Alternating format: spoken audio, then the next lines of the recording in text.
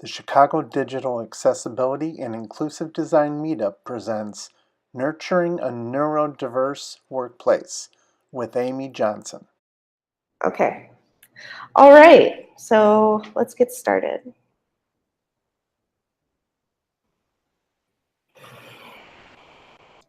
I'm flying. My arms are wings and I'm flying. I'm on top of the world, soaring above this river. But then I start losing altitude. I'm falling. I flap harder, looking down. I see my shirt brush the water. I'm falling. I look up. I'm still aloft, but barely. I'm tired, but I can't turn around. The water is ablaze up ahead. What? Do I stop flapping? If I do, I'll drown. If I don't, I'll fly into the fire. What do I do? My thoughts are interrupted as a surge of water drags me under the current, and I wake up. Typical days don't have the types of life and death decisions that you encounter in your nightmares. You usually aren't distracted or disoriented, and outcomes are rarely the end of the world. But there is one place that is everyone's worst nightmare, and that place is high school. I painted these scenes in high school. Our class was the first outlet I had where I could really express my feelings without words. It was a place where I could cope with the crazy things that kept me up at night. And it also helped me deal with a lot of social insecurities. And I dealt with normal high school emotions like stage fright, and that yucky feeling of being exposed and vulnerable in front of my peers. That one crippling breakup, weird, the relationship only lasted 2 weeks. I was wondering if I was making the right choices in my life, or if I was forced along my current path. And this is all, normal end of the world, high school, extreme worry stuff. But also looking back, I see that my anxiety ran much deeper and was filled with more passion than I really could have handled without my artwork. My name is Amy Johnson, and I'm a senior mobile visual designer on the Arity Pattern Library team. There I design mobile interface components for Android and iOS applications. Previously, I worked at Allstate, Next Radio and Tag Station, and Motorola Mobility. Over the years, I've worked closely with UX architects, developers, researchers, content strategists, and business stakeholders to create awesome digital products. I'm also on the autism spectrum. I got the official diagnosis in November of 2016 and have since been learning how to properly cope with the life that I've been given. Prior to my diagnosis, I was frequently misdiagnosed and medicated for disorders that I didn't have. Through counseling and research, I now have explanations for all those surreal sensitivities that I've been having all my life. In this talk, I'm going to start off with some facts about autism and how it affects me, but I really want to get into how neurodiversity in general affects you. I'll talk about the hiring world, healthy work environments, and team collaboration advice that can benefit everyone in your workplace. So let's get started. About 1% of the world population has autism spectrum disorder. But think about that though. If 3.5 million Americans are autistic, then why don't we see more of them in the workforce? Well, there are a few reasons for that. One is that 80% of diagnosed autistics can't hold down jobs. And this isn't because they can't complete the tasks that are asked of them, but more related to their personality in their workplace or even cultural fit. Another reason is that coming out as autistic is an incredibly personal decision. When I first found out, nothing technically changed in my life. But because I was predisposed to misconceptions about autism, I was somewhat embarrassed and a bit scared that I would lose my job if anybody found out. Another reason is that there's a large chunk of the ASD population that doesn't realize they're autistic. especially women, because they present much differently than men and are typically diagnosed later in life, like me. There are many symptoms associated with being autistic, many of which are quite debilitating. But for the purposes of this talk, I'm going to focus more on the common ones that are recognizable in the workplace. There's difficulty with social communication, repetitive movements or behaviors, and sensory issues. Now, autistics have difficulty with verbal and nonverbal communication. Like, I avoid eye contact at all costs because it makes me incredibly uncomfortable. And I would equivocate that feeling to if you were to kiss a stranger on the lips. I'm a lot better with people I know, but other things that I face are not being able to understand facial cues or speaking up at the right time in a group setting. Rocking back and forth like a metronome, or flapping your hands because you're just so excited about something, or humming a single note to yourself at your desk. Those things are considered stimming, and atypical people do these things to cope with extreme or overwhelming feelings. And when I just won't stop talking about Harry Potter, it's not because I'm trying to annoy you. It's usually because I've had a stressful meeting, at least stressful for me, and I'm decompressing from it. That's just my quirk. I don't know if other people. And feelings of discomfort that result from smells, light, or noises are considered sensory issues. That smell good lotion that you're putting on at your desk might not be overpowering to a neurotypical person or most people in the office, but it's probably making me nauseous and want to throw up. Now, a lot of autistics have these sensitivities, yes, but I think a lot of neurotypical people can relate also. The autism spectrum disorder definition has grown to include those above the IQ of 85. And as the definition grows, the number of diagnosed people per year also grows from 8% to 15%. Also, as a result of this growth, there's a term in the field that everyone hates. It's called high functioning. One of the reasons is because it implies that I, as a vocal adult with autism, have a lighter version of autism that is less severe than my counterparts that have it worse off in the verbal communication department. It's true that some people on the spectrum are mute or have trouble connecting what they're thinking to what they're saying. But I have the same sensory issues and communication difficulties as most on the spectrum. I just learned over the years how to cope and assimilate into society through mimicking how other people act in public and how other people react to new scenarios and new situations that they're not used to. You don't get to see my sensory overloaded moments because those are personal to me, and I've been lucky enough to be able to confine them to my private life. So what does this mean for me as a designer? It means that I approach problems from a different angle than most of my coworkers. I also have a lot of empathy for users whose brains work differently. I'm great at using common visual elements to create logical user experiences, and puzzles don't faze me because I just think in shapes and color. My strengths lie in patterns, and being autistic means I'm extremely passionate about my area of interest and will go above and beyond expectations simply because I love what I do and I want to make people happy. John Robinson wrote an article in Psychology Today last year about his autism that really hit home for me.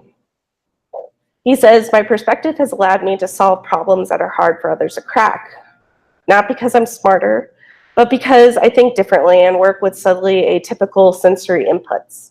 99% of the world's problems may not require a mind like mine, but 1% do. Perhaps that's why there's a sprinkling of us in the population." And I think this is a great perspective on how autism impacts the world, because being on the autism spectrum doesn't make me a worse teammate, and it doesn't mean I'm disabled. It simply means I'm a different teammate I have different needs and I have different ways of communicating. So let's shift our thinking from a specific diagnosis to the bigger picture.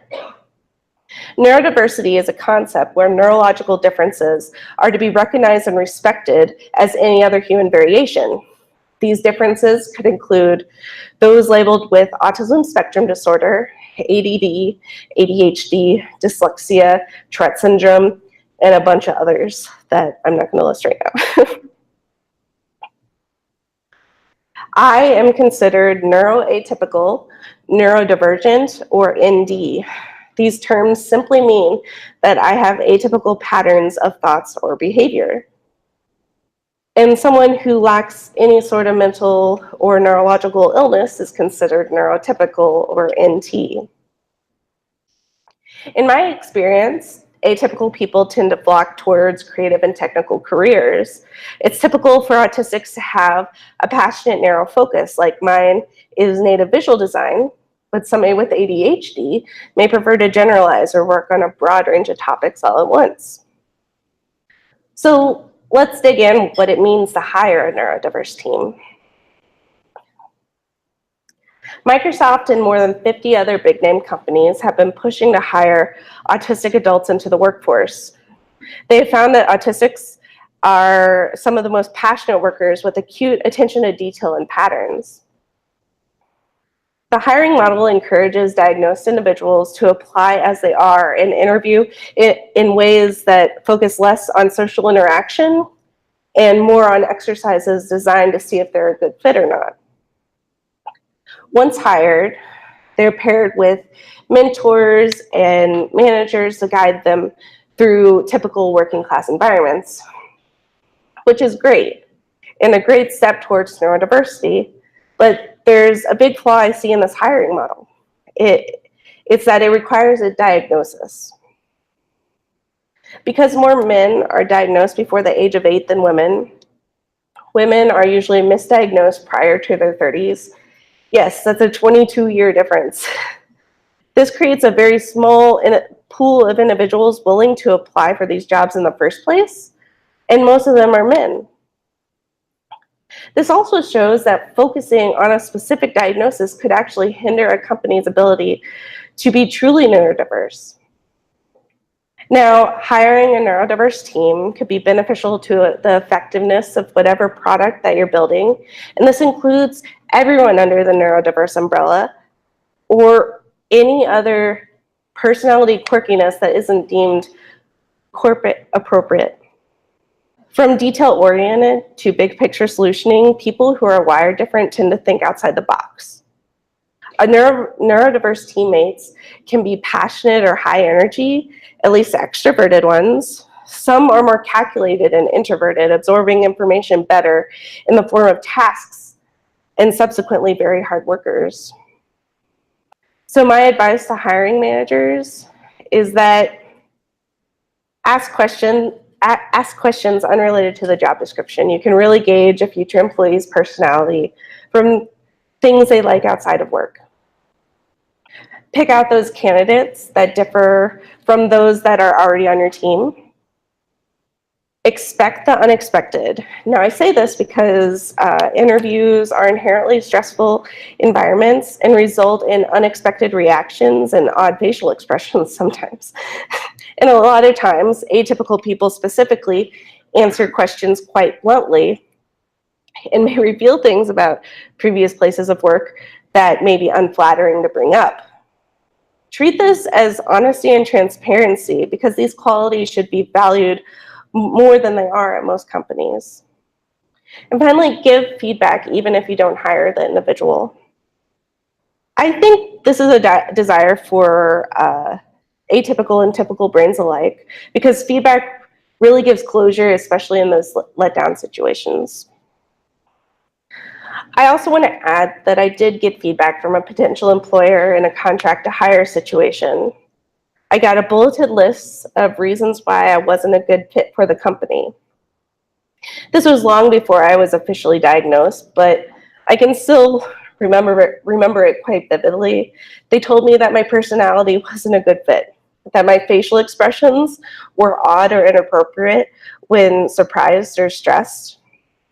They told me I was too intense, and they told me I didn't communicate well and that I went off topic too often with clients. Okay, none of these reasons reflected the actual work that I produced, but they also didn't make any effort to help me learn from my mistakes. At the time, it was really devastating and depressing, but now I see it really wasn't a healthy environment for me to be in. Those were things I couldn't help, and that I shouldn't have been judged for in that way. But that experience and all of my experiences have led me to the healthy positions that I'm in today and helped me learn from social mistakes that I may have made in the past. Now, the hiring decision shouldn't all fall on the employers. I'm here to tell anyone who considers themselves even a little bit different to really search for that optimal work environment. For atypical job seekers, don't feel obligated to talk about your diagnosis if you have one. A lot of times, expressing these facts can be distracting in an interview setting. So if you're uncomfortable talking about it, then don't. At the same time, if you're requesting accommodations at your future job, it might be good to bring up in a second interview to show that you're transparent and serious about the role. Also ask questions about things that help you do your best work. So I personally look for companies that value a work-life balance and flexible work from home schedule, so I can work in an environment that's less stimulating than a corporate office. Make sure to advocate for things that not only make you comfortable, but also help you be productive. Pay attention during that building tour. And this is really important. See if it's an open office. How bright are the lights? Is the white noise that they pump into the corporate environment, is it like super unbearable? How many people have their headphones on? How often do people get up from their desks? Also, very important, ask about health rooms and quiet rooms. I was fortunate enough to have these types of rooms at the last few places that I've worked.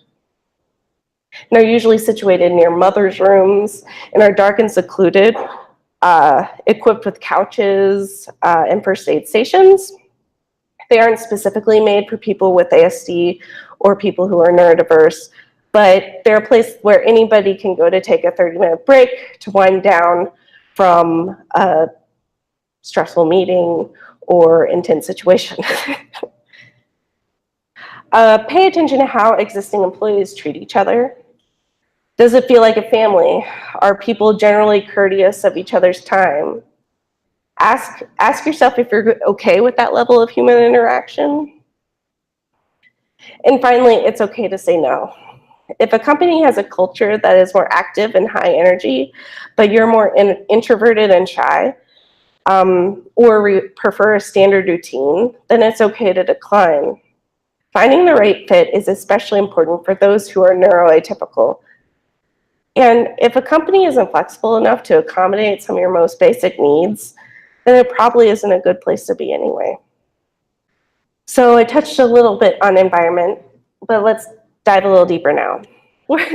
Work environments these days have drastically changed from the cubicle farmlands of the past. With a push from startups in Silicon Valley, a lot of creative and technical companies are opting for open office floor plans to promote creativity and collaboration. Some companies don't even have assigned desks, like the current company. For anyone that might require quiet time or heads down work, it usually is difficult to find a secluded room. For people that yearn for a physical routine, not having an assigned desk can be very, very stressful. The last several companies I've worked at have had open office floor plans, and while sexy, they usually forget to plan in those opportunities for people to escape the crazy back and forth communications that happen out in the open. To work at my highest capacity, I require less fluorescent light. I usually go into conference rooms and like turn off the lights, and then people come in and they're like, "Are you okay in here?" Anyway, going back on track. Okay. Most likely my desk isn't the best place to hash out rapid iterations of a prototype. So I think that sometimes companies focus too much on time in your seat and are less trusting than they should be, because regardless of your neurological standing, a workplace based on trust and accountability is far more productive than those that require you to be physically present at every moment.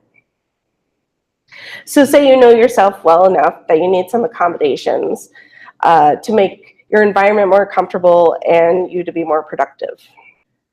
Don't be afraid to brainstorm with your manager. Come to mutual and approved ways to make your work weeks better.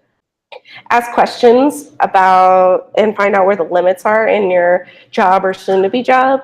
Some things like office setup or work from home policies may not be as flexible with some companies. So find out where those lines are and try not to cross them.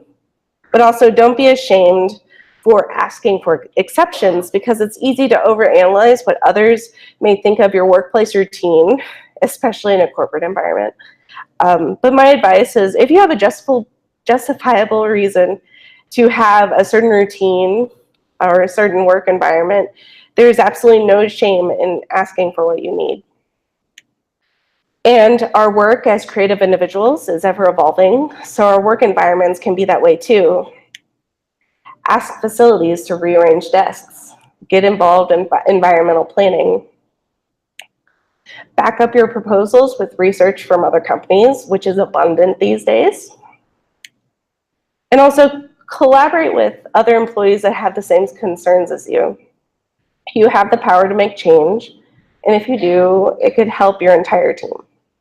So collaboration. So there are a lot of different sources out there that give advice to those working with coworkers that are neurodiverse. A lot of that content, though, revolves around those that haven't necessarily held down a full-time job or are visibly on the spectrum. Let's get one thing straight, guys. It's not okay to diagnose your coworkers. It's also not okay to assume you know how anyone is feeling on a given day. I want to promote work cultures that are really based on being human to each other rather than focusing so much on flaws and corporate norms. In the media, I've seen TV shows like Bones and The Good Doctor and a show called Atypical, and they're all great at really displaying to the public some of the social struggles we face being on the spectrum, and also what kind of coworkers we can be.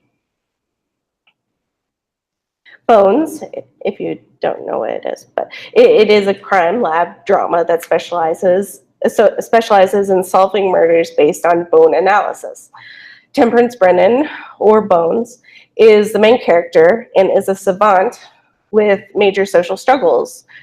They never come out and say that she's on the spectrum. However, it is implied throughout the show that she is. She is highly intelligent. You can see patterns so much faster than those around her, but this also means that she doesn't always relate to her coworkers very well, or is even baffled by them. She's so great at her job, though, those things kind of fall to the wayside. The Good Doctor is a typical MD drama that revolves around an autistic character with acute social communication issues, but is also highly intelligent. He wants to become a surgeon, but has a lot of problems engaging in group activities and understanding the status quo. His manager that advocated for him really helps guide him and nurture him so he can learn how to fit in better.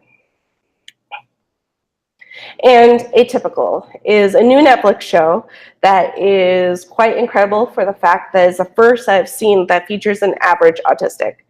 It's a high school-based drama that shows the world behind what the main character is feeling and what he does to cope with his sensitivities. If anything, it may over-exaggerate some things for the sake of drama, but I feel like it's a great show for people seeking to understand what we go through on a daily basis. We seek friendship and relationship and normal human being things. It just doesn't always come as natural. And because there are so many factors to consider when communicating with neurodiverse designers and developers, I can't go through all the different situations that you might encounter because there are a lot, and there's a lot of awkward ones, but people who are atypical, but also if any neurotypical person is acting the same way. Difficulty understanding unwritten social rules shouldn't dictate how anyone is doing at their job, in my opinion. Reaching out to those different than you in friendship could help people learn these skills. Managers could even assign some sort of buddy system for everyone, especially new employees. It could also help to physically write down a list of team expectations on how you should treat each other. Little or no participation in group conversation. So many adults with ASD specifically prefer one-on-one interactions opposed to group conversations. A lot of times I just stop listening to whatever people are talking about in a group setting because I don't know how to jump in and still keep track of what they're saying. It makes it so when I do jump in, it's real awkward and abrupt or bad timing. And in the end, I just avoid it altogether. And then people see me as the quiet one, which I'm not. So more structured questions from a manager perspective, especially with meetings that you have every week, might help everyone feel more included. So everyone has a time slot to speak in, and the loudest member isn't always the one that is always speaking. If you encounter someone who is constantly worried about how they're doing at work, this might be a sign that a better reward system is needed at your work.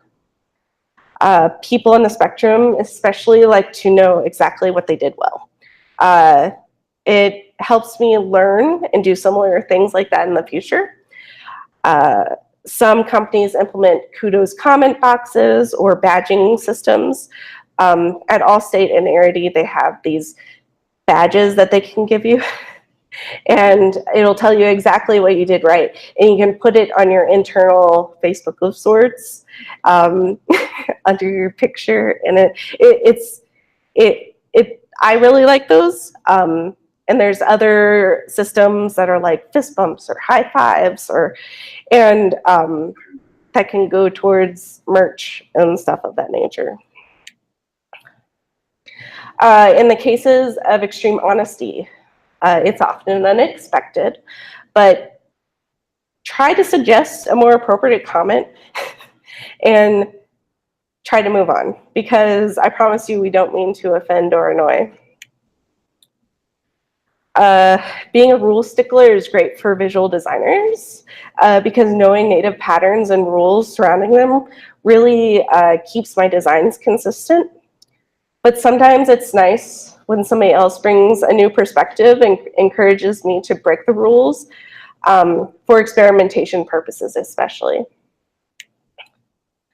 There's a big reluctance to ask for help, and it may stem from embarrassment or trying to hide social difficulties. And my best advice to managers is to encourage everyone to ask questions, so it's not so awkward when one person does.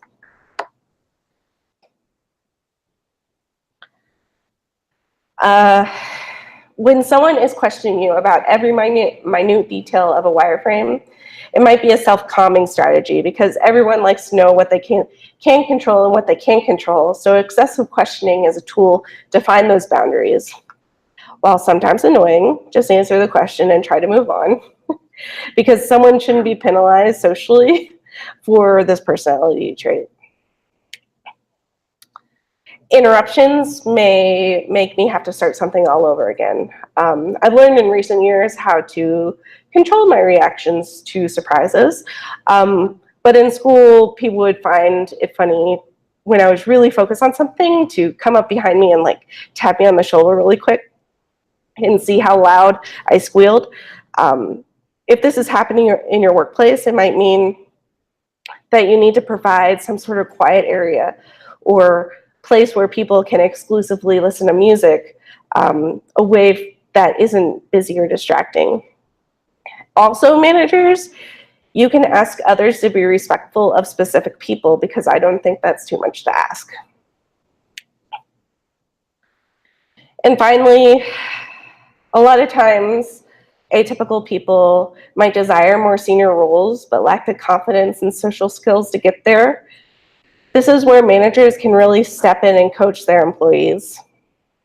My yearly growth goal for last year was to become better at public speaking, something that is considered very difficult for autistics. And now this is my third public talk.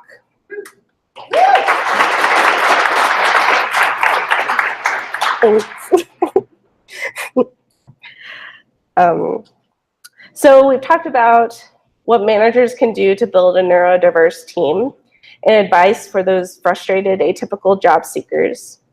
We've talked about healthy work environments and what we can do to improve them. I also went over several collaboration techniques that can be applied to people across the board. And for all the atypical folks in the audience, I'll leave you with a quote from J.P. Spears. The most pervasive disease that inflicts humanity is the disease of being normal. I don't think anyone's ever achieved an extraordinary life in terms of quality and success by excelling at normalcy.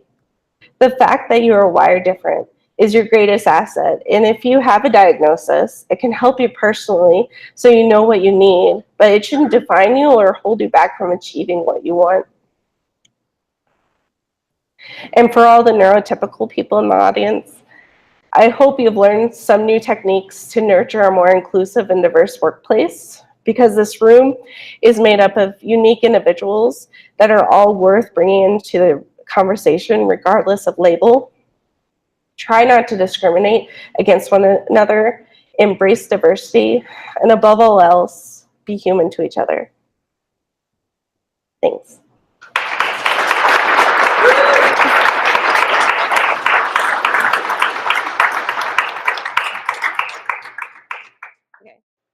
Thanks to our presenter, Amy Johnson. Follow her on Twitter at J_Justified.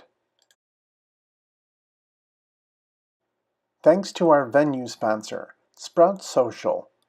Visit them online at sproutsocial.com.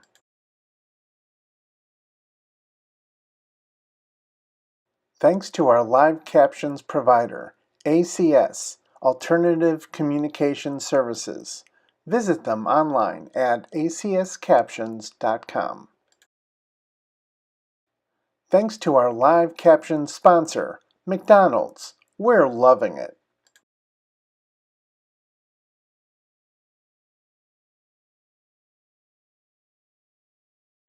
This has been a production of the Chicago Digital Accessibility and Inclusive Design Meetup. Visit us online at meetup.com/A11YCHI. Follow us on Twitter at twitter.com/A11YCHI. Like us on Facebook at facebook.com/A11YCHI. Subscribe to our YouTube channel to view recordings of past meetup events at youtube.com/C/Chicago Digital Accessibility Inclusive Design. Copyright 2019. All rights reserved.